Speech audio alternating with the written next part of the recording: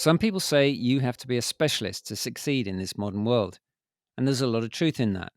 But filmmaker Dan Fazio has gone about things differently. In his own words, he's not been amazingly successful at any one thing, but he's been pretty damn good at a lot of things.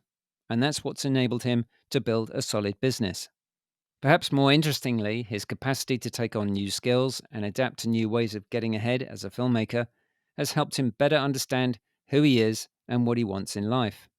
This episode is packed with valuable observations about the process of getting all kinds of film projects off the ground and distributed. Here's that take. Dan, it's been 10 years since we, I think, possibly saw each other, but certainly worked together. Back then I was the writer, director, producer on a short film. You were my trusty... Bunking off.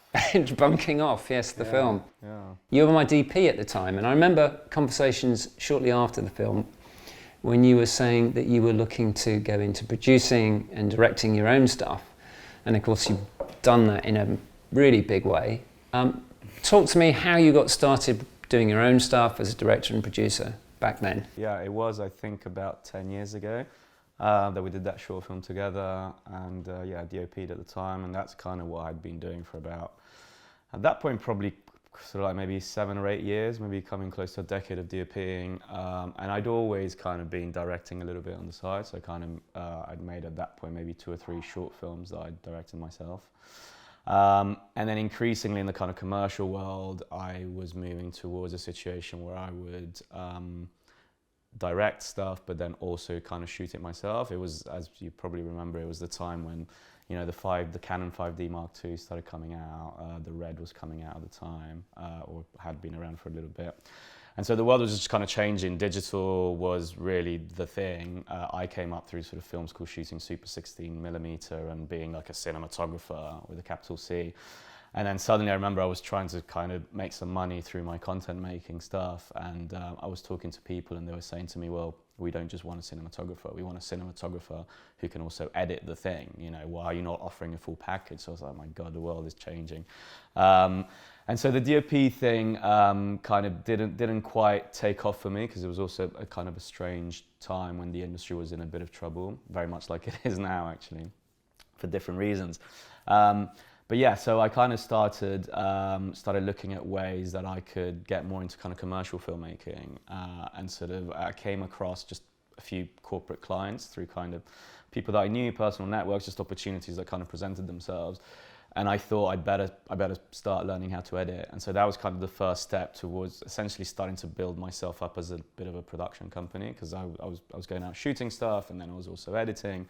And then I was also kind of managing clients and just kind of really wearing many hats. And so over time, I became much more kind of interested in managing projects as a whole, both creatively, but also technically, and also, as I say, from a kind of commercial point of view.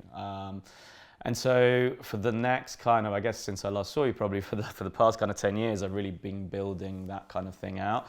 And I ended up kind of setting up a company to kind of formalize all of that sort of stuff. And I've really concentrated on commercial filmmaking. So a lot of kind of branded content, TV ads, corporate work of various kinds, a lot of kind of like things that sort of toes the line between documentary and commercial brand videos, and kind of, you know, joining the dots between those two things. And yeah, to be honest, I kind of never looked back. I mean, I still kept DOPing throughout that time, because I had obviously directors with whom I had relationships. I think we tried to do another thing together at some point. But yeah, we actually did a small project together and finished it. It was very small though, wasn't it? It was like a sort of, it was like, almost like a branded content type of thing. But it was quite minor, but yeah. But so yeah, I had obviously relations with directors, and a lot of them I still do, who became friends over the years. And every now and then I kind of got roped into DOP something, but I think the more I did all the other stuff, the more I kind of realized that was really where my heart was at, and I felt a bit self-conscious about, you know, getting on these DOPing jobs when then I would kind of go back to base 3 days later and work on spreadsheets and marketing strategies and kind of, you know, accounting for small businesses and all that kind of stuff. And I was like, this is what I need to be doing. This is what I'm actually interested in. And so I kind of, that kind of eventually after a few years sort of took off. And then, yeah, I just kept sort of directing stuff, and then added sort of producing, as I say, just naturally to the mix. And for about maybe 4 years, I did that very much as a one-man band, kind of wearing all these hats. I remember I would kind of get briefs from clients. I'd usually go meet them in like a Starbucks or something. This is like some reasonably big kind of corporate companies. But I would kind of pitch my services, and I would refer to my team, and I can do this and that and whatever. And then 2 days later, I would turn up with this beaten up car with like all my camera gear in the back, and I would shoot the thing, and then I would say to the client, you know, our edit team is not going to work. yeah, i.e. me. Yeah, and then I'd go home and like put in like 4 sleepless nights of editing, and then deliver this thing. And then just pretend to be like the project manager, but actually I was doing all of it. So that lasted probably about 3 or 4 years. And then over time, the jobs started getting bigger. I started attracting, some kind of ad agency clients, some bigger brands. And it just kind of all got a lot better. The money started coming in. I started building out a bit of a team. And I kind of forgot what the initial question was. Yeah, no, like you pretty much talking covered for it. like 5 minutes straight. But yeah, essentially, I kind of woke up one day and I was this kind of creative entrepreneur that's running a small production company. Sort of doing that whilst also doing still what I have retained. So like editing was the first thing that I started outsourcing. So I now have a full-time in-house editor who's my first employee and just a trusted partner in pretty much everything that we do. So I don't really touch edits anymore. I mean, I direct them, but I don't physically do editing, and thank God. And then came producing. So for the past few years, I've had a full-time in-house producer as well. But what I do retain is I still do a lot of the directing that comes in through the company. I will direct, and then Ethan will edit, Josh will produce, and then we have obviously a wider team of freelancers or contractors that help us with, whether it's DOPs or additional editors that come in and help out. So I still kind of direct. On the bigger projects, I kind of produce or do exec producing, I guess you'd call it. And then I'm kind of trying to run a business and sort of making it up as I go along. But I think I've learned a few things over the past 10 years, and it's been uphill. But it over the past maybe 2 or 3 years, it started to feel like, okay, we're in a place where it's legit and it's making sense, and we know what we're doing, and we've got a good track record and credibility and portfolio of work, and so it was hard work, but now finally it's starting to feel good. For sure. When you mentioned that you attract clients, and you were in particular ad agencies, how did you attract? Was it just simply they came across you? Were you advertising? Were you on social showing your other work and then they saw you? How was that beginning to form? It's quite funny actually, to be honest. For the earlier period that I was in business, I would say, and this may be an unpopular thing to kind of admit, I don't know, because you don't necessarily hear it that much, but I think a lot of the kind of opportunities that I had and the work that came from either fortuitous meetings, whether it's literally out in a bar drinking and chatting to somebody, and that becomes a connection that then translates in a meeting 2 weeks later with their boss or their colleagues, and then whatever, that's a relationship. Another thing was referrals. So obviously I came more from being a sort of DOP, and then increasingly more of a kind of cameraman and editor and producer as well. They used to call them predators at the time, producer, camera editor, whatever. And so some of actually my big clients of the time came through just other, I guess you'd call them videographers nowadays, other videographers that just recommended me because they couldn't do a job and sort of passed on the torch. And so that's how I picked up some stuff. Some of it was just, people that I went to university with, people that I knew from different kind of walks of life. And actually an interesting thing was, I think to answer your question, it's all just networking, basically, really. If I look back at those early days, it was mostly networking, word of mouth. And what I found was particularly valuable was actually, rather than kind of focusing on my echo chamber of filmmakers and artists and creative people, was actually to sort of hang out with people that had different jobs as well. Not because I was strategically trying to leverage people, but it just happened that I would, go for beers or for dinner with people who were lawyers or accountants or worked in big corporates or whatever. And usually that generated interest, and I was doing something that was very different from what they were doing, and then conversations flowed, and then that led to opportunities. So I think that was the kind of the early days. and then there's a bit of a snowball effect where one good job leads to another good job and another happy client that gives you another referral. So it was really kind of organically, which is probably why it took 10 years to get to a point where we're finally in a good place. Because as someone who was a filmmaker, I've never really done anything else. I didn't know anything about sales. I didn't know anything about marketing. And also at the time, I had I say love-hate, it's more a hate relationship with social media. As in, I was just totally passive on it. And I'm still not the most active person on there, but I'm kind of playing the game a bit more now. But at the time, I was just, it was just like early days of Facebook. I wasn't on it. Instagram took forever to get in. LinkedIn, I was quite resistant to as well. I just wasn't really doing, what you mentioned, this whole thing of like, even projects that I should have promoted, to be honest, I kind of didn't because I felt like they weren't good enough, or, I had this kind of perfectionism about me where I wanted to, make great films, and I sort of wasn't necessarily doing that at some point, particularly when I was doing kind of commercial stuff or more corporate-y type things. I was quite self-conscious about, all my friends from film schools and from the film world, and I was like, I'm not going to put, this corporate video on Instagram and say that this is what I've been up to. I want people to think that I'm working on like a great script or whatever, and that wasn't the truth at the time. So I think that kind of scared me away a bit. And then the more I didn't do it, the more it was hard to kind of catch up and start. So I didn't really do any marketing or social media either. So as I say, it was just kind of, and what I kept telling myself was, it's okay for you not to be in this kind of digital ecosystem as long as you're out there in the real world, actually meeting people, actually networking, actually having conversations. And I still stand by that. I'm a great believer in face-to-face, actual physical contact, which is something we've progressively started losing more and more over time, particularly during, COVID exacerbated all that. But I think over each kind of subsequent period, I started adding kind of things to my belt. So, digital marketing started becoming a bit more of a thing, building a proper, credible website, even to the point of like doing a bit more of the kind of LinkedIn and Instagram, which is how we reconnected actually. And so now, and then learning sales as well kind of came into it too. So yeah, it's kind of a mixture of things, but as I say, kind of a lot of it was made up along the way. Yeah, I was going to ask you, was there a point along the way where you felt that you'd almost saturated the possibilities in your own network, and you kind of hit a sort of a rough patch where you might have to think of different strategies to find clients? I mean, as you said, networking with people who own businesses or know people who own businesses is a great way to expand your network, rather than just chatting to another DP or director who probably needs their own thing anyway. So was there a period when you kind of felt you had to switch your direction with networking in some way? Yeah, absolutely. And I think it goes back to that kind of period where I was starting to want to run a business more than only be a filmmaker. I became a lot more interested in, as I say, kind of being more of an entrepreneurial operator, as it were.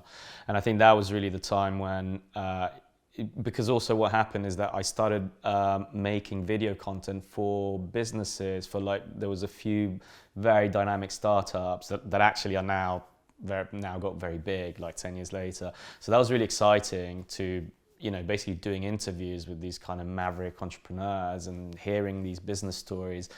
And suddenly I found myself being way more intrigued by those types of people than I was by, I will always love filmmaking and the arts, that's my world.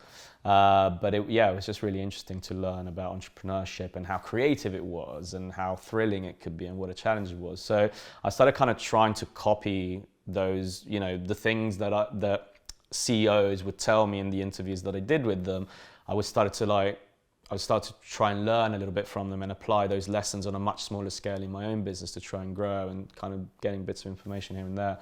So that definitely became a time when even just my conversational capability kind of increased in a different direction, where not only could I talk about films and I knew all the actors and all the directors and what's hot right now and watch incredible amounts of television and whatever, but suddenly I had a bit of jargon about entrepreneurship, and I could talk about like sales cycles and marketing strategies and touch marketing and touch points and content this and content that.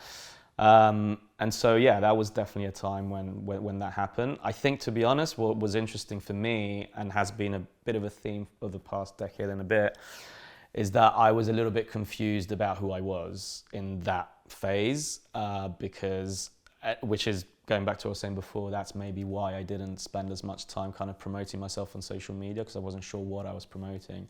Was I Daniel, the DOP director that made films and wanted to, you know, work on short films and features? Or was I Daniel Fazio, the owner of a company that worked in essentially video marketing services for corporates and brands and agencies? And I think I just kind of got a bit of analysis paralysis out of that. And I was like, well, I don't know what I am. I don't know who I am. So I'm not going to be any of it. I'm just going to just be myself. Yeah. Yeah, but that takes it takes time, doesn't it, to find who that person is? It does. It seems so bloody obvious, but you'd takes think time, that's the person you know the most. But actually, to find out who you actually are, it takes a long time. And I think that's what that kind of incubation process was for me. It was a period where I really started accepting who I was, and also in a way I kind of stopped worrying about trying to choose just one thing and eliminate all the others. And I think for me, like, the idea of setting up Loft Films, setting up a company that could contain all of my interests and could contain all of my identities, as it were. So, you know, there is filmmaking, which is in my DNA, but then there is also kind of small business entrepreneurship and kind of that whole side of it. And I think having a company for me was a perfect vehicle to contain all of that. And once I kind of struggled through that gestation period of becoming who I am, I realized that actually the fact that I wasn't, you know, amazing and extremely successful at any one thing, but I was pretty damn good at a lot of things, could be a good thing that I could leverage and that I could actually utilize.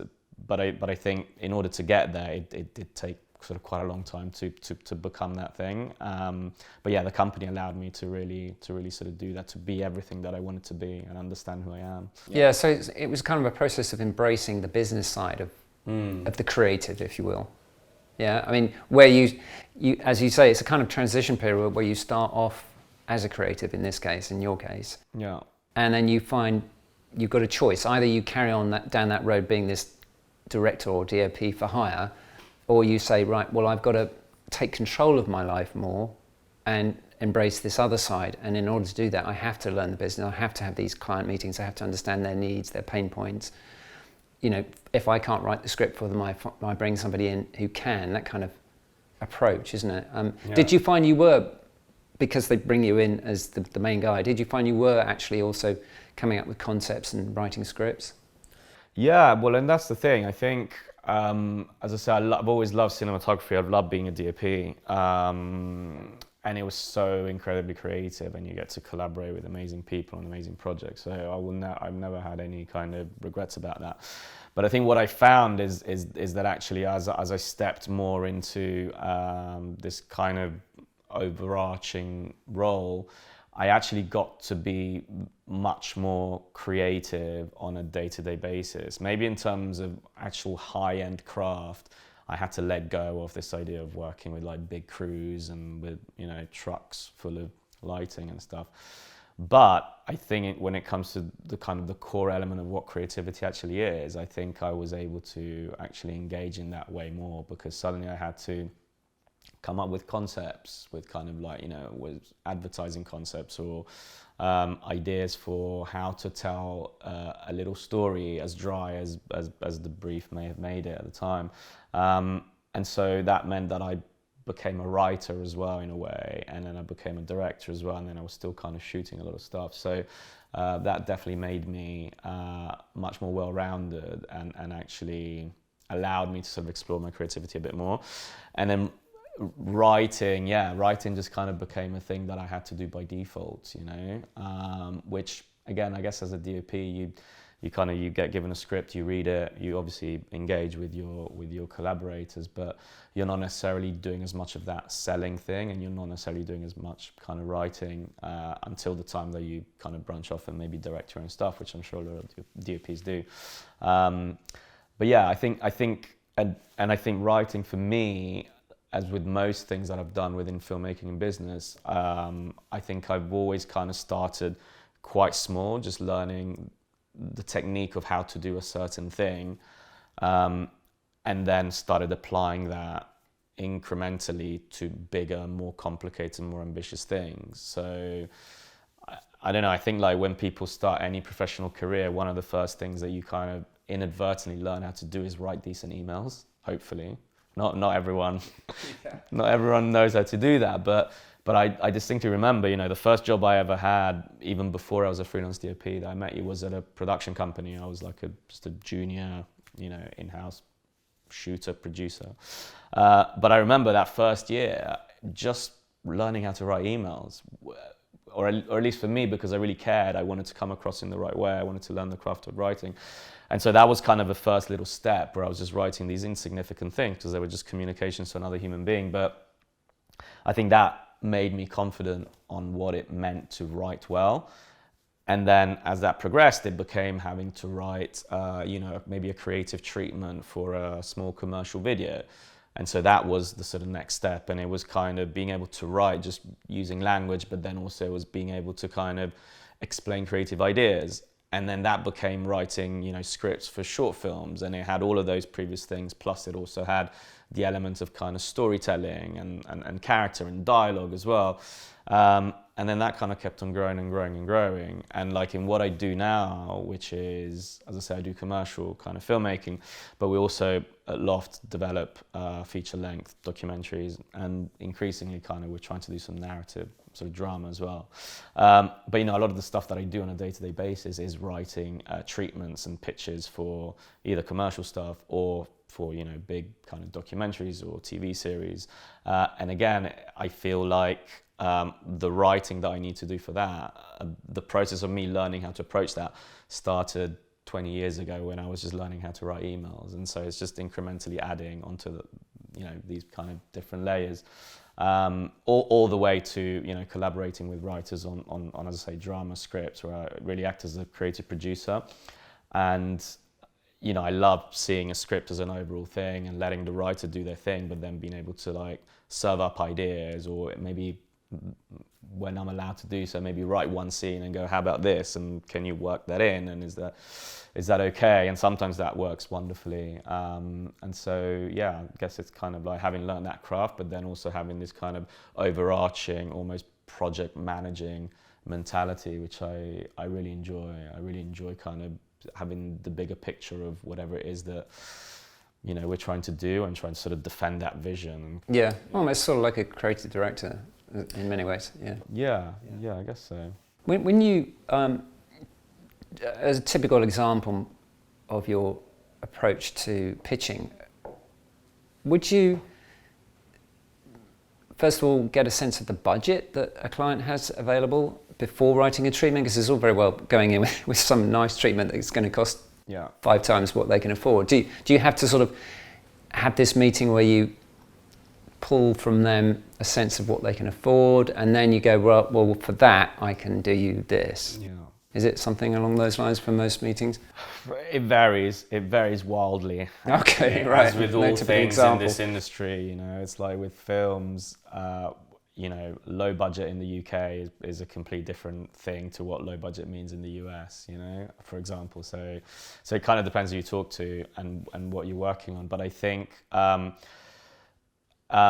so what you just said, so this idea of kind of when you talk to a client, you're trying to assess what the budget might be. I think if every kind of producer in the world had a magic wand that they could just force people to just tell you very frankly, look, this is what we've got, what can you do? I think that's something you always try and do, whether you overtly just ask or whether you try and kind of, it's kind of like a dark art of sort of when you're talking, when you're having those conversations, try to understand what the right budget is going to be. Also because, so for example, in advertising, ad agencies, I'm sure you know, a lot of the time when an ad agency is commissioning a production company, they'll triple bid it. So you're obviously not allowed to know most of the time. On occasion there's a budget, but most of the time you're not allowed to know what the budget is, because part of the kind of blind bid is, you know, they need to see which company offers the best kind of value for money. So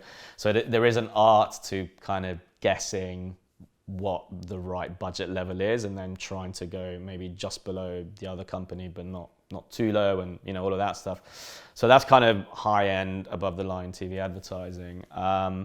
Some other times there's people that you've worked with a lot, that you know quite well, and again, this might be an unpopular thing to admit on camera, but a lot of the time I try and just be like, what do you need this to be? Like, realistically, what do you need the budget to be? And let us know. And then we'll just kind of pitch something in an adequate way. And then a lot of the time is that, as I said, that kind of in-between sort of thing where they kind of say, this is the range, this is kind of what we're working with. But yeah, I think that's part of the skill, actually, to pitch things correctly at the right price level, because if you go too low, you're going to lose credibility. If you go too high, people are going to be offended, actually. And I've had that before, and when I was a bit less experienced, they think, why are you're trying to, take me for a ride here? And that's not, you're totally out of market with your proposal. So there is an art to kind of guessing that and getting the right sort of level. Have you ever walked away from jobs because you just feel this is crazy low as a fee?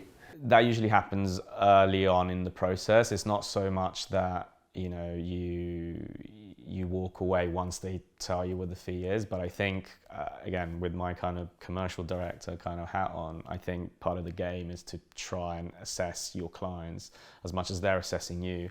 So you want to know straight away whether you're a good fit for each other. And there's definitely time wasters out there that kind of contact you and then want the moon on a stick for 1,500 quid, and then you just kind of politely say maybe we're not the right fit and go find a freelance videographer, for example, or something like that. But I think there's definitely moments where you try to assess who you're talking to, and there's no offense to anyone that's wanting to do that kind of thing, but if you're a company with overheads and all that kind of stuff, you just can't engage in jobs that are not going to be profitable. And and more often than not, maybe that particular client, what I found anyway, the less clients spend, the more they want, and the harder they are to kind of deal with, particularly if they're inexperienced and sort of haven't done it before. So there is that.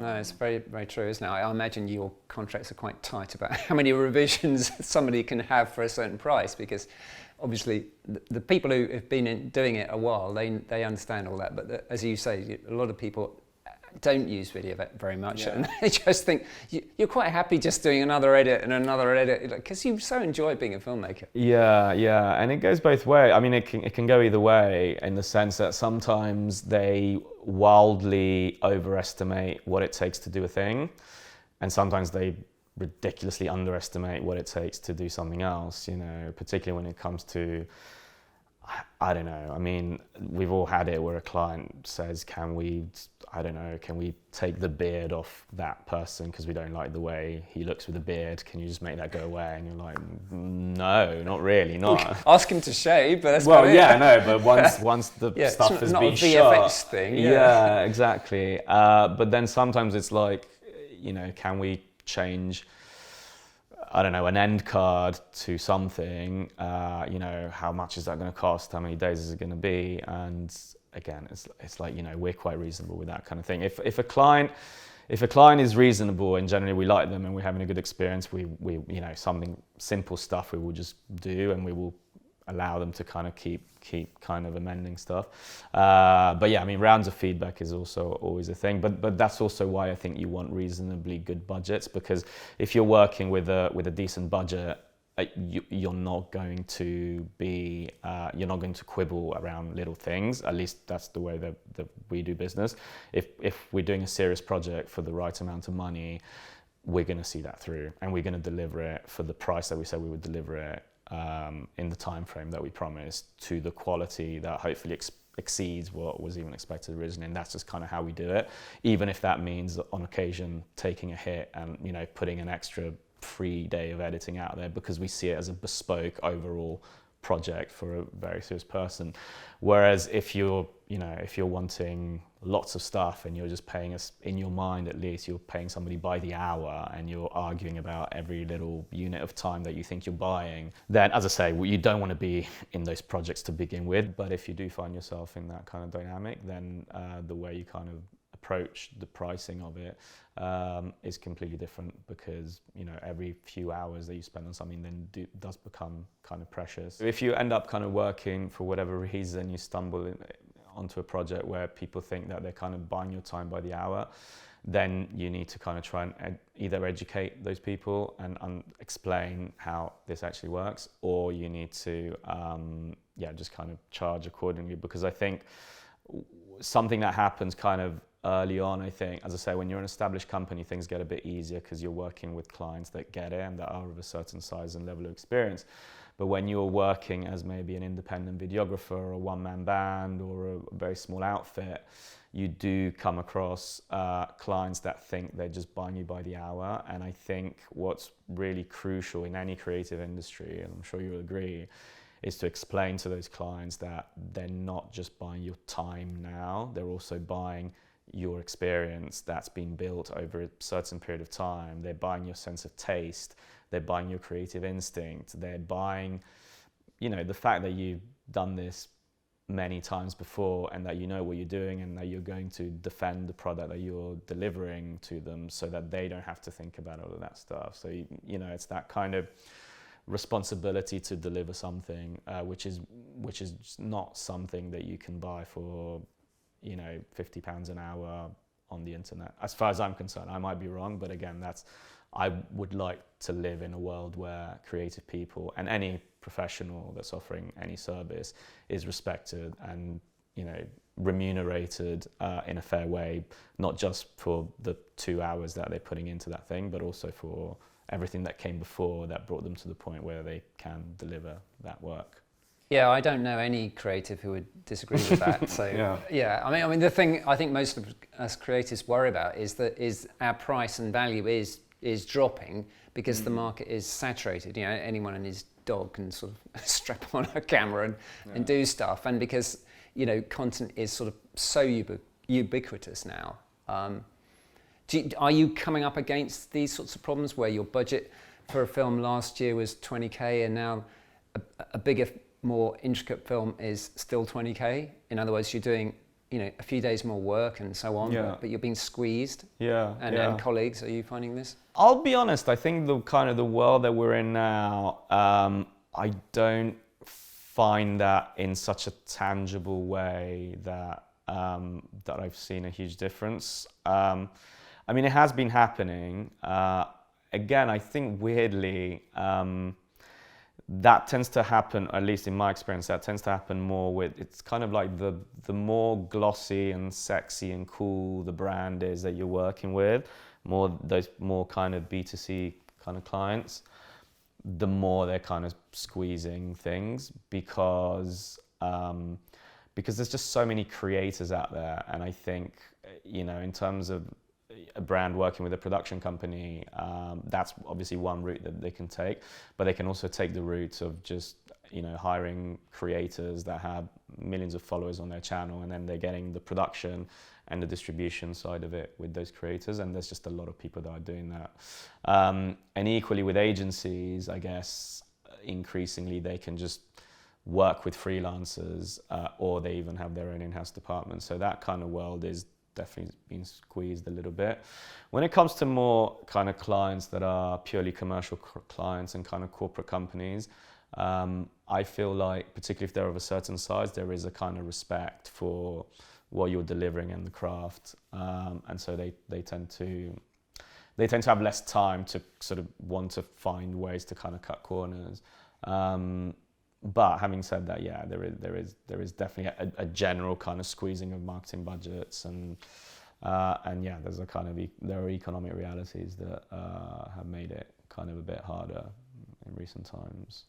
Real quick, I wanted to share with you something that's helped me recently with sort of overall mental performance, memory, and so on throughout the day. The usual thing when you're on set or you're up against it on a deadline to produce a schedule or finish a script, whatever it might be, you're reaching for the coffee, the snacks, tea, whatever your poison, if you like. And that will give you a little boost, but then you get the crash a little bit later on. I wanted to avoid that crash and that sort of scattered feeling that can come from too much caffeine And I came across this drink called Magic Mind. It's essentially a shot, comes in small bottles, and you just knock it back and you're sort of good to go. And it avoids those crashes typical of snacks and sugary stuff and caffeine. It contains matcha, which is an active ingredient in green tea and reduces stress, is an antioxidant. It also contains various vitamin B compounds, vitamin C, bacopa, which helps with mental concentration, and various mushroom compounds that are really great for memory, mental performance overall. You can get a hold of Magic Mind with a nice discount through my link, which also helps the podcast, magicmind.com/onegoodtake, and entering the coupon GoodTake20 to get a discount. That would be 56% off a subscription and 20% off a one-time purchase. If you don't like the drink for whatever reason, then you can write in and get your money back. The taste is something like passion fruit, but not at all sweet. You just down it in one, pretty much, almost, and you're good to go. One of the things I like about it, besides what it does and the taste, is the portability. I don't have to worry about making a coffee or leaving it somewhere and it gets knocked over like on the set. So give it a go and enjoy. Back to the show. How would you describe your own USP? Oh man, you didn't prep me for this question. This is such a hard one. You know, this is... It is. This is the kind of core of any kind of branding exercise, I guess. And it's one that, I've struggled with over the years. Are you talking about us as a company or me as an individual? Well, we could do both. Okay. Okay. I feel like I'm in university again. Yeah. Put on the spot.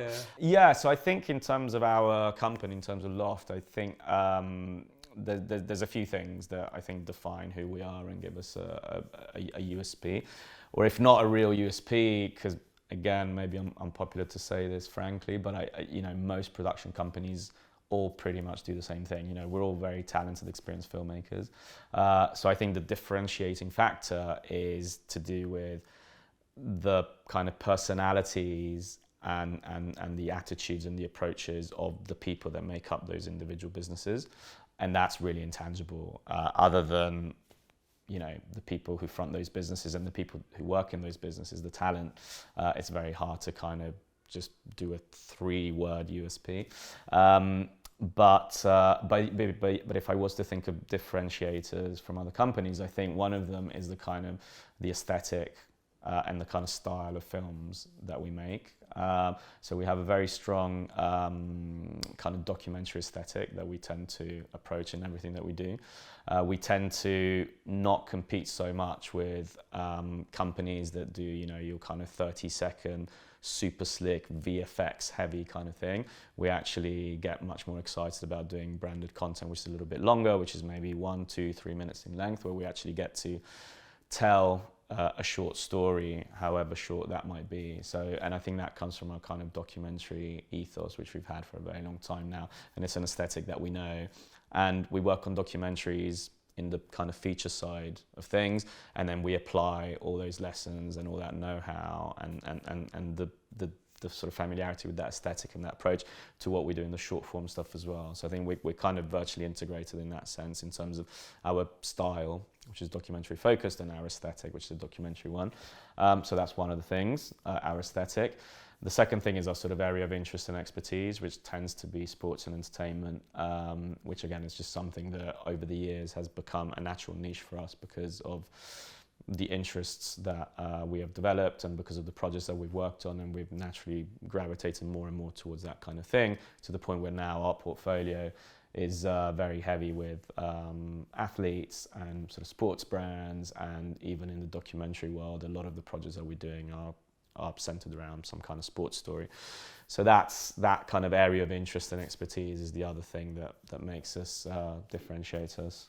I wanted to ask you about that actually, because entertainment is a kind of obvious one because you're already, in it sort of thing. But you went with sport and niched down heavily on that. Was that a deliberate choice, or was it kind of you just happened to get 1 or 2 sports things and then you got known for sport and then, as it were, pigeonholed, but we can call it niching, whatever the word is. So was it kind of more deliberate, or was it just, building on what we've got? Yeah, it's a bit of both, actually. As you say, entertainment is it's a natural one because we know that world and we love it, and it's kind of who we are anyway. And then sport, yeah, it was a little bit of. I mean, I'm obviously interested in sports myself. Maybe not so much in kind of the more conventional sports such as football. I mean, I like football, but I'm not like obsessed with it as much as other people are. But I generally love the world of sport, extreme sports in particular. What do you like about it? I mean, I just love doing that kind of stuff. It just really makes me feel alive. I'm a little bit of an adrenaline junkie. I love snowboarding. I love kite surfing. I love motorcycling. I love mountain biking. It's just, it's just stuff that's always just. I think anything for me on a very personal level, anything that allows me to kind of switch my brain off temporarily for a little bit, that for me is just always amazing. And anything that you can do through a body-led experience, particularly in a world where we're in front of screens all the time, just passively looking at stuff and in our heads thinking about things, I think anything that gets you out there in nature and gets the body moving and the adrenaline pumping and gives you a sense of reactive urgency, I just really love it. So I love that stuff. And I also love the way those disciplines look to kind of watch. So, you know, when I was a kid, I was really into skateboarding and breakdancing and which also those things that kind of tie in with music and culture and subcultures. So I just love all of that kind of stuff. I love the scene. I love the aesthetics of it. I love the dynamism of it. And I also think that from a more kind of narrative point of view, I think sports is a great kind of lens on humanity. It's a really fertile ground to kind of draw stories from because it really has everything that the human experience is about. You know, it has conflict, it has a goal and obstacles in the way. It has, you know, battles between different personalities. It has drama. It has the unexpected. It also has a beginning, a middle, and an end. You know, it has all these things that really make it a great place to kind of look for stories. And then I don't know, I'm a bit of a sucker for kind of like underdog narratives as well. I'm not sure why that is, but I just kind of love that. And usually the best sports stories, for me anyway, tend to be kind of underdog stories. You know, the guy or the girl who you didn't think had it in them to actually comes through and kind of wins the day. I think there's just something about scaling your own personal mountain and overcoming hardships in your life and kind of achieving that one thing, whichever one it is, whether it's a feat of sport or whether it's business. I think we're all, you know, some of us are kind of players and you know, we just like a game, right? Yeah. And I think and as humans we like watching games happen and people kind of play against each other. So I think that's just really exciting. So anyway, that going back to your first question, I think that was when it came to having to sort of find a bit of a niche for us, it felt natural that kind of sport was the other thing that we would add on to it along with entertainment. Also, those two tend to generally go together anyway as a kind of vertical. And so it just kind of made sense. But then on top of that, a lot of jobs did start coming in that had that kind of sport element to it. And then we kind of built on top of that. And then obviously once you do a few things, as you say, you become kind of known for doing that one thing. And so that then brought other projects on, but we never resisted it because, you know, it just kind of made sense. And I think to whatever extent, particularly a small company such as ourselves, is inevitably a bit of an expression of kind of me as the founder.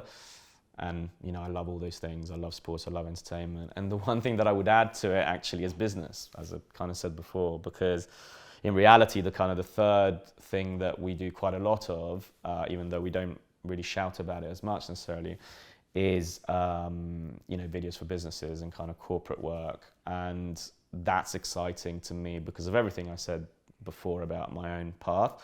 And also because I am somebody who's trying to run a business and be successful in business. And so to kind of tell business stories is, it makes sense for me. I went through a phase last year, actually, I don't know if you've seen any of these, where I kind of got a bit hooked on all these like business series that were out there. So there was the one about WeWork, there was one about Uber, there were a few others. I just loved watching those shows that tell the story of a big company, you know, the kind of foundation myth of a company. And I think it's all the same stuff with, like, particularly nowadays, entrepreneurs are almost a bit like sports heroes were.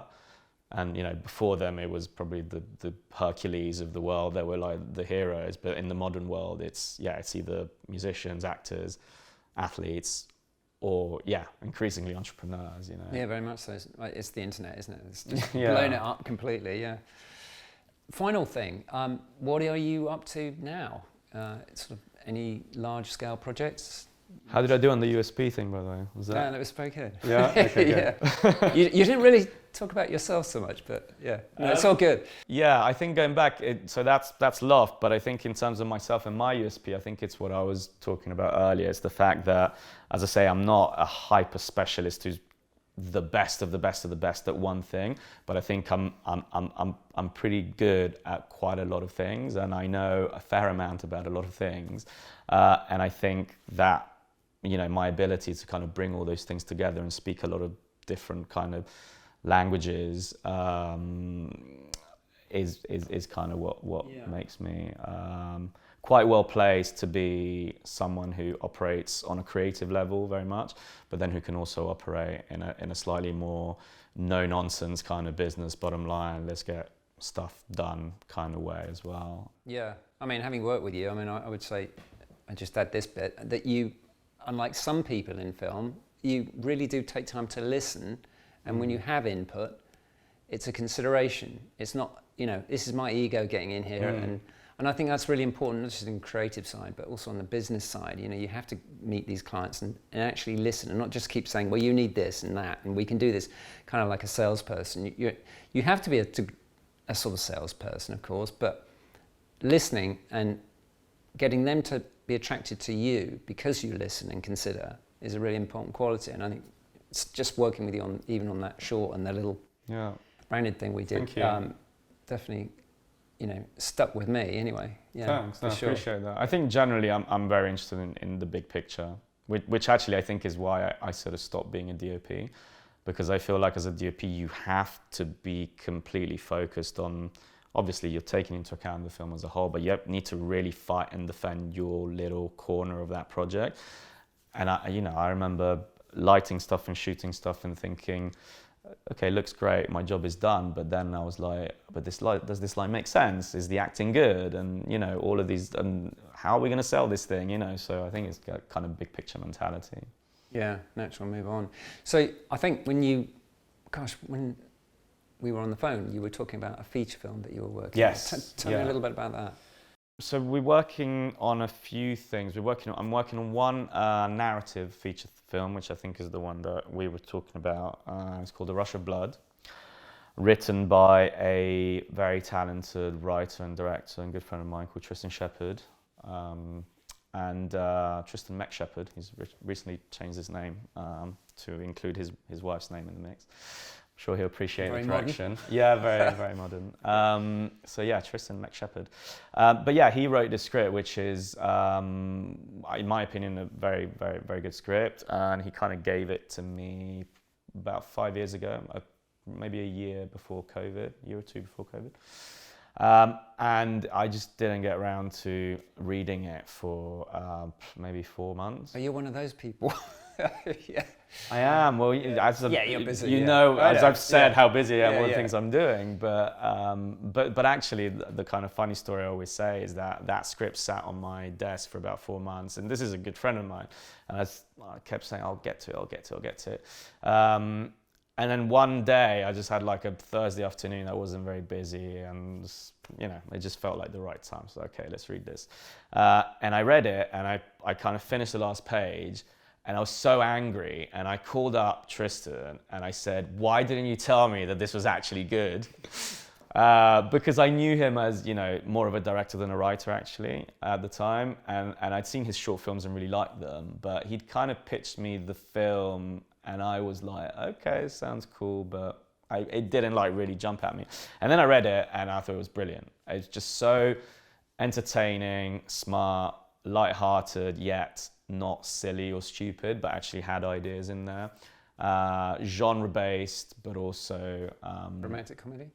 it's not a romantic comedy, no. It's so the genre is it's kind of a bit of a cross-genre thing, but it's partly a thriller, it's partly a road movie, or very much a road movie actually, and then it has some kind of comedy elements in it, and it's also at its heart a kind of a sort of modern family story of sorts. So the kind of synopsis, if you want me to go to that level of detail, is that this couple who live in the Yukon in sort of northern Canada in a kind of isolated, idyllic little village, are in their sort of late 30s, going on to 40.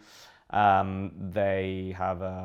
filmmakers. They're a filmmaking couple who have basically tried to make super independent films in this kind of natural and metaphorical wilderness away from LA, Hollywood, New York, etc.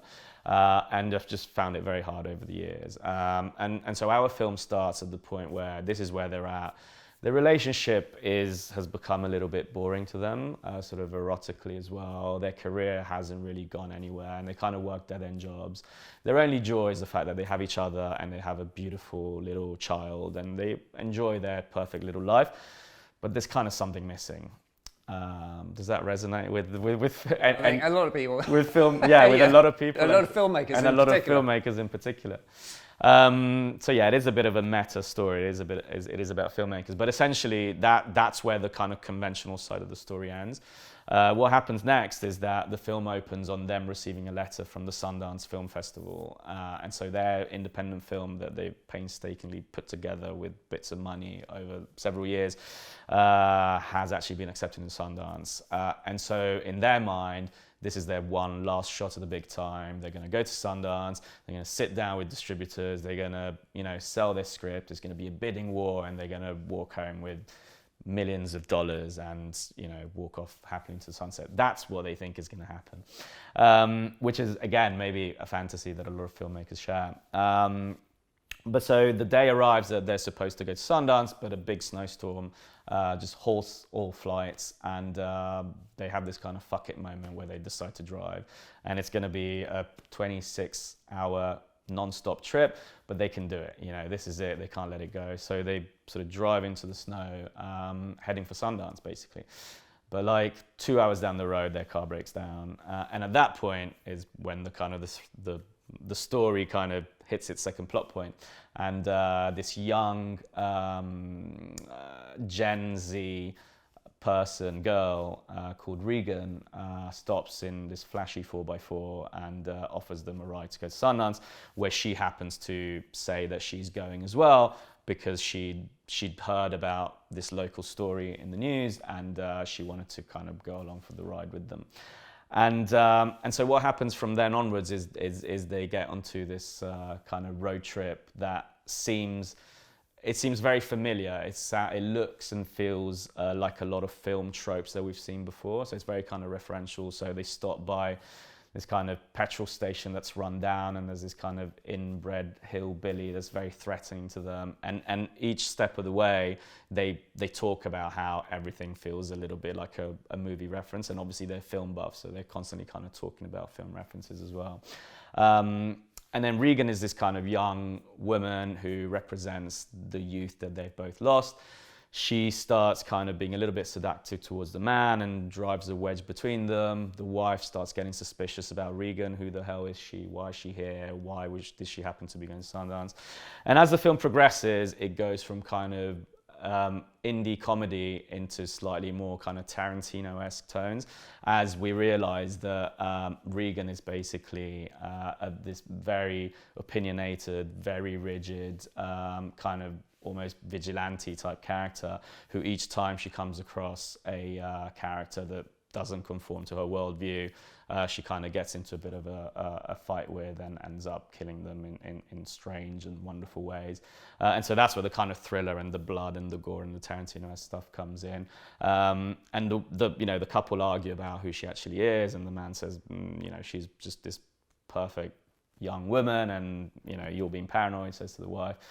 And then eventually it all kind of comes out that that's actually what is happening. She's a psycho bitch that is creating havoc along the way. But in the meantime, she still really wants to go to Sundance with them because she wants to kind of piggyback on their fame, and she really feels that they're all going to go and do this together and walk into the sunset.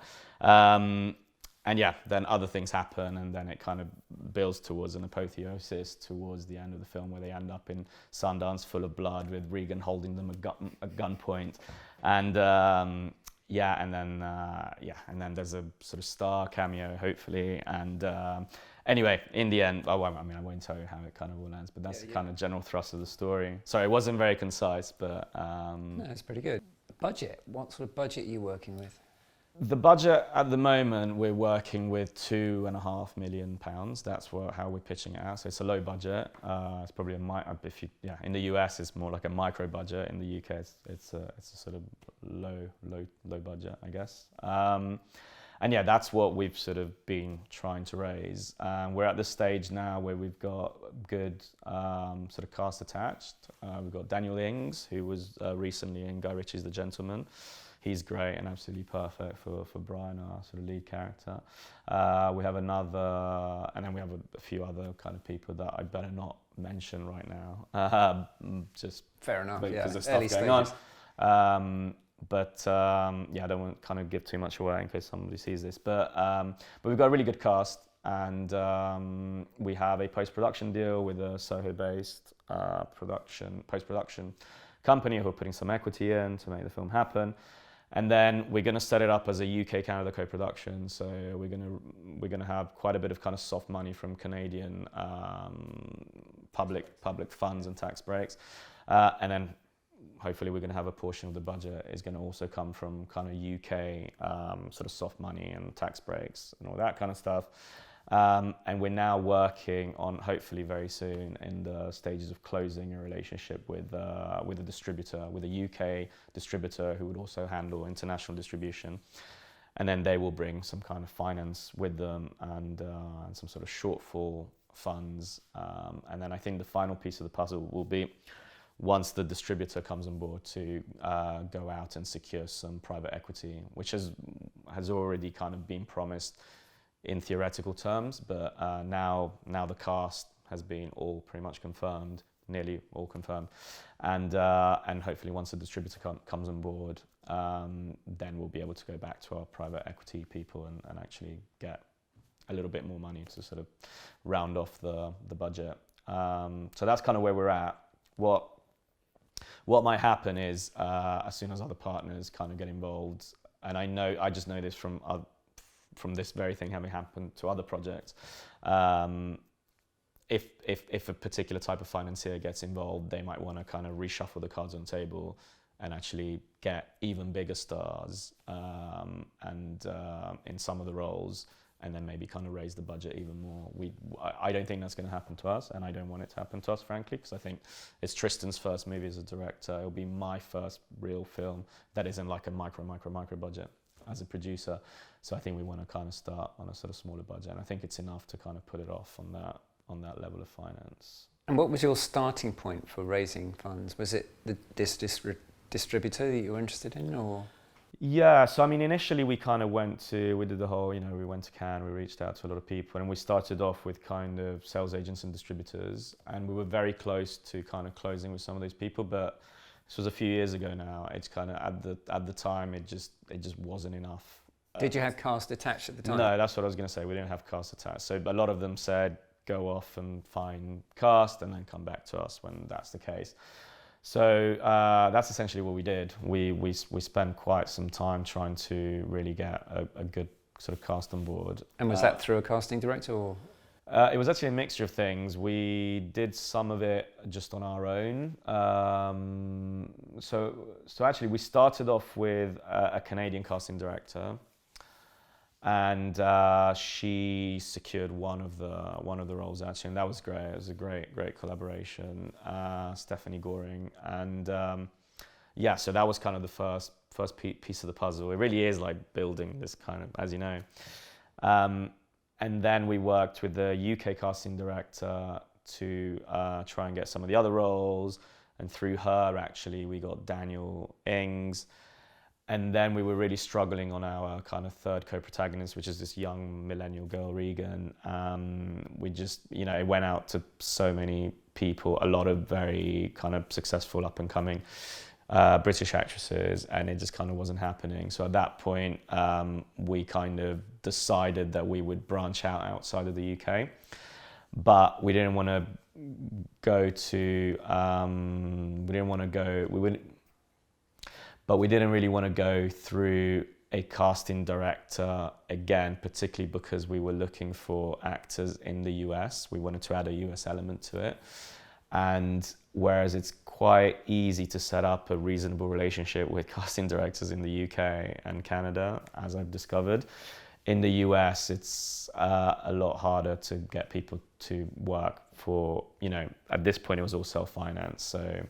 So basically, very, very casting directors in the US are very expensive. I want this much up front before I even do anything, right? Yeah, and they want a retainer, and it could be 3 months down the line, and I'm not going to say how much you would be spending, but it'd be a lot of money, and there's also no guarantee that, they're sending letters out to cast members, but there's no guarantee that anyone's going to accept. And also, what we found is that for these actors and agents, you never know at which point the script actually reaches the actor. But what I have discovered is that it usually can take 2, 3, 4, sometimes even 6 months just to get a no from an actor, particularly if they're big actors.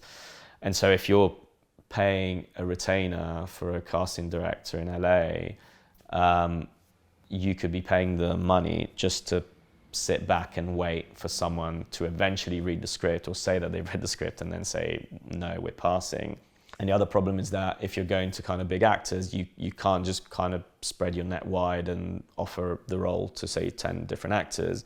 You need to decide that that's who you're going to offer it to, and then you need to wait for them to either say yes or no. And then once they say no, then you have to start again, and then it could be another 6 months. So we just did it ourselves, actually, that whole process of trying to get into the US market, actually, and I have to say that it's actually been pretty good in terms of finding just contacts for agents, or more so managers of actors, and just saying very politely, very respectfully, we have this film, we have this script, we think he or she in our case, she would be great for this.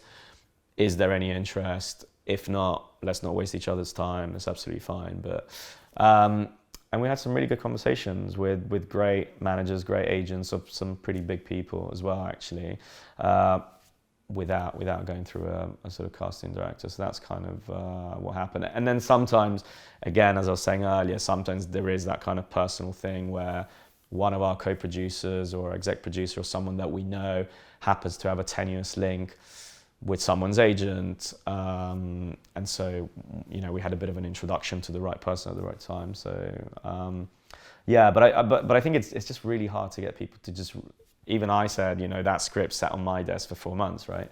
So it's just really hard to get people to read stuff, and a lot of the time, as a writer, as a filmmaker, as a producer, you're thinking, rightly or wrongly, you're thinking, this is really good. If you could just read it, then I'm sure you would sign up. And of course they don't, because they're considering so many other things, and their calendar and their previous engagements, and they're crafting their careers as they go. So your project might not fit with what they're trying to do. But I think, to get people to read stuff is actually the most important thing.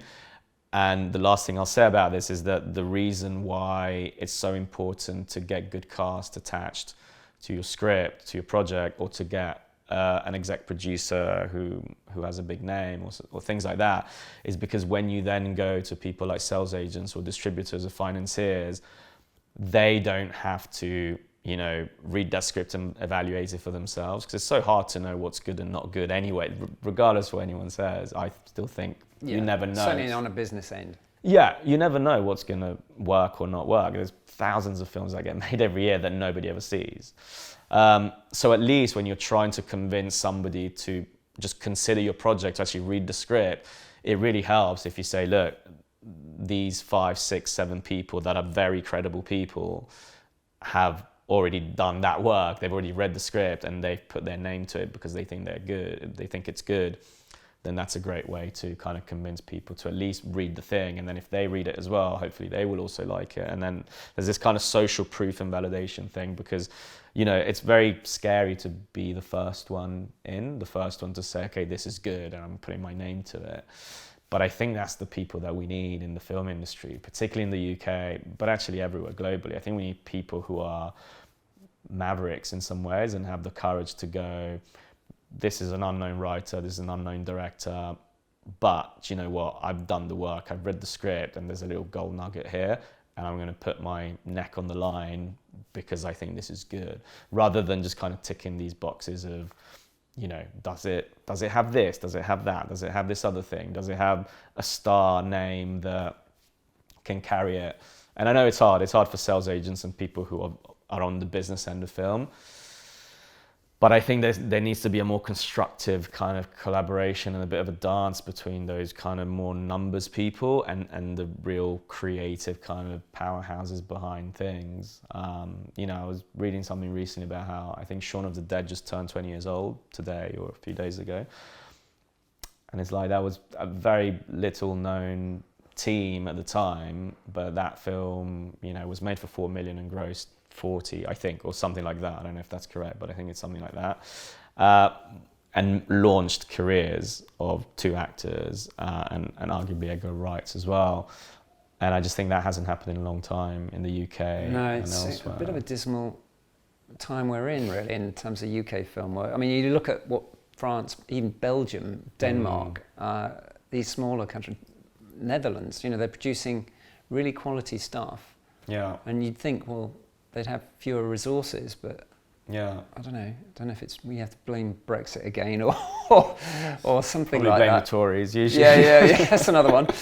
But yeah, it's a bit dismal. And how have you found it? Because you've been trying to make films and work on projects for a while now. What's been your experience? For quite a while, yeah. My experience has been pretty similar to yours, and you know, it takes a long time and you attach cast, and I've had about 4 or 5 films at least where we've got as far as attaching cast, we've got some equity for the project, and then final straw, you know, it all collapses for whatever reason. And it's always the finance. In some cases it was some media company falling out with our co-producer, and that whole thing collapsed, and it wasn't even anything to do with my project whatsoever. Then I had an influencer attached to one project, and then she changed her mind, sort of fickle on to another project. Never trust influencers. Yeah, no, it's difficult. I mean, it's a great idea, right? Because you think, well, they've got a good following, and straight away they would be interested. Were they actors or not? I don't even think so. So, yeah, it's been difficult, and then we had COVID, and that washed away at least 4 that were doing the rounds. Yeah, it's just really, really difficult. And I think it's even harder now, at least in terms of feature films, because of the model of distribution. Nearly all the people I'm talking to who are making independent features on the low budget level or micro budget are putting in their own money. And there was a time when you'd think, right, well, I put my own money in and then I make a feature, people see it, and then I can get a film where I actually get some money out of this, you know, some profit. But all of these people are still floundering around, you know, making the second feature with their own money. Very difficult. I think increasingly TV is the only way you can actually make some money that you would call the equivalent of a salary, or, you know, that can sustain you. The streamers, you mean? Yeah, well, yeah, series. I mean, yeah. You know, I know filmmakers who make a feature, great on them for making it, you know, through their own initiative, pulling favours, putting some of their money in, and they've done a good job and so on. They still end up spending 50k, 100k, whatever it is. They sell it to, say, Amazon, and they get 1,000. Yeah.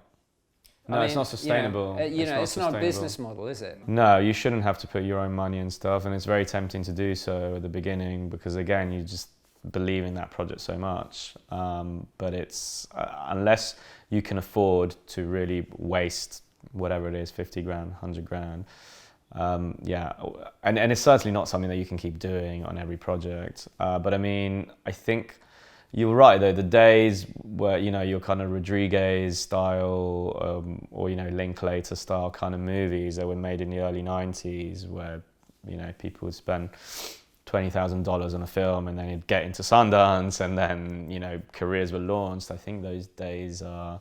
It's a lot harder nowadays. I mean, I know a few. I think you need to make something that's really exceptional, really, really exceptional, even more than those indie films were. And even then, it's not guaranteed that you're gonna pick up any kind of distribution around it. And even then, if you pick up distribution, and I know a friend of mine who made an amazing film for like £20,000 and pushed it, won awards, blah blah blah. Eventually, after he made it himself, after he won festival awards, Mark Kermode reviewed it. It was out in made a lot of noise. He then did get distribution, but again, like I don't think he got any money out of it. Maybe he even had to pay something for prints or whatever. I don't know. Yeah, as you say, it's just kind of not a business model. Now but I think the streamers are a really appealing way because they do have the capability to just put X millions of dollars or pounds towards just making something and taking a bit of a gamble on things potentially because they live off the subscription model anyway. It's not kind of bums on seats that are paying for stuff. I think you have to get in there working with them to begin with. Because if you present them with the finished product, it's a buyer's market, in the sense that they can say, well, thanks for that. We'll pay you whatever we feel like. And you've already paid for it. Yeah, you've already paid for it. You've already done it. So you've got no negotiation. You only have downside. Downside. Yeah. But it is hard to somehow get in with the streamers. And it's funny because then sometimes they say, oh, there's such a high demand for content and fresh ideas. And you're thinking, well, why is it so hard then to like just send a script, someone reads it, they love it, they make it happen. And I think it's because, as with anything, it's about who you know, and one of the things I've learned in my kind of very small and humble entrepreneurial journey is how selling and doing sales is just so key to any human endeavor that you're trying to do. And I think it's most creatives aren't salespeople, and that's the problem. And it's very hard to kind of get in with the people that matter, with the decision makers. I have to say, from my point of view, at this point, knowing what I know now about, having made a ton of short films and having made some very micro-budget films early in my career that no one will ever see, by design, I'm very reticent to kind of put my own money into a narrative feature film. If I was to do it, and I am, I mean, in the same breath, I'm also going to say that if there was an amazing script that really works for that low budget thing, I would love to just go off and make something for like 20 grand. But I think it needs to be really special. It needs to be something that, the script really needs to make sense for that kind of budget, and it needs to be clever in terms of how that's done. But other than that, I would never put, even if I had it lying around, I wouldn't put like 100 grand into, which I don't, by the way. I don't have that kind of money lying around, but even if I did, I wouldn't put that towards a feature film, because I think there does need to be a business model behind it. There does need to be a kind of a mechanism for monetizing and marketing your project, which is why, a lot of the time people say, oh, if only you found a rich person, they would give you 100 grand and you'd make the film. And I'm like, well, not really, because even if you had 100 grand cash in your hand, you would make the film, but then you would still need to sell it to those sales agents and to those distributors for the film to actually be seen by anybody, which is why just knowing that that's the process that you will eventually have to go through no matter what, it completely makes sense to go and approach those people beforehand and say, hey, look, I want to make this. Will you want it? Will you be interested in it? And that's when you then get into that cycle of like, yes, we like it, but where's the cast? And then 5 years have gone by and you're still trying to make that one movie. But yeah, I wouldn't sort of put my own money into that kind of stuff. What we have done recently is for this, because we also kind of develop documentaries and make documentaries. And there's one film in particular that we've kind of decided that it was kind of small enough and intimate enough and all kind of London based, and the scope of it was such that we could actually just get out there and start filming it ourselves and kind of fund it ourselves. And I think with documentary it's easier to do that because you don't have actors, you don't have rights to things that you need to buy as much. And you know, we're filmmakers, we've got all this kit lying around, we have a post-production team, so we can use those resources to just go out and sort of film stuff. And I think that's been really fun, and more and more that's made me really love the documentary as a form, as an aesthetic, because there's a freedom with it. There's a freedom to be able to just, you pick up a camera and you go talk to a person, almost like we're doing now, you know. And I think that's really amazing. And then the plan with that was that as we were filming it, we would use that to collate this sort of marketing collateral that would allow us to raise money for the film. And we got really close to that model actually really working. You know, we nearly got commissioned by Channel 4 last year, and then that was just like a month before there was a huge commission freeze at Channel 4, and they've just announced they're going to, you know, fire another 1,000 people or whatever. So, you know, TV, traditional broadcast is in a bad place. So that didn't work out for us then. But, you know, we ended up kind of spending a year and a half making this thing and spend very little money, a lot of our time, but not a lot of money. And, you know, even if nobody ever gives us money to actually finish it to a high level or to distribute it or to acquire it, at least we will have made this thing in complete freedom, and we will have a film at the end of it. And I mean, a bit like you were saying for the feature side of it, I think it will at least be a case study for future investors to say, you know, we can do this. And I think with documentary, maybe that has more value because documentaries are generally cheaper to make anyway. And so to show that you've already made a feature-length doc, there's more chances that then allows you to sort of make the next one. Whereas with kind of feature films and dramas, I think it's hard not to be negative when you're having these conversations, but I do think it's hard. Yeah, I think it's definitely harder. Yeah. And do you have any more to shoot on the documentary, or is it you've got your footage, you just need to finish editing? Yeah, so we did what we think is the final bit of shooting literally 3 weeks ago, which was it's a boxing documentary, and there was this kind of one pivotal final fight and the aftermath of that, and so that happened a few weeks ago. So we've already edited quite a lot of it. We've already got like an hour cut. But we've got also another kind of 6 to 8 months that was shot after that to kind of reincorporate, and so we're going to kind of incubate for the next few months, edit all of that, get to our kind of final edit hopefully, and then if we find that we need to, we may go back to do some sort of exit interviews with some of the characters. But otherwise we kind of decided that we needed an end point to decide, at least in our heads, that would be the shoot. Because I think that will also force us to really use the material the best way that it can be used. And also the story has kind of come to its own natural cycle, natural kind of conclusion, which is always nice to be able to find a point where it's like, okay, this is it now. So we'll be editing for the next few months. Yeah, well, talking of endings, thanks very much for talking to me, Dan. It's been a pleasure. Very welcome. It's been really nice. Nice to see you again and nice to chat. And thanks for having me.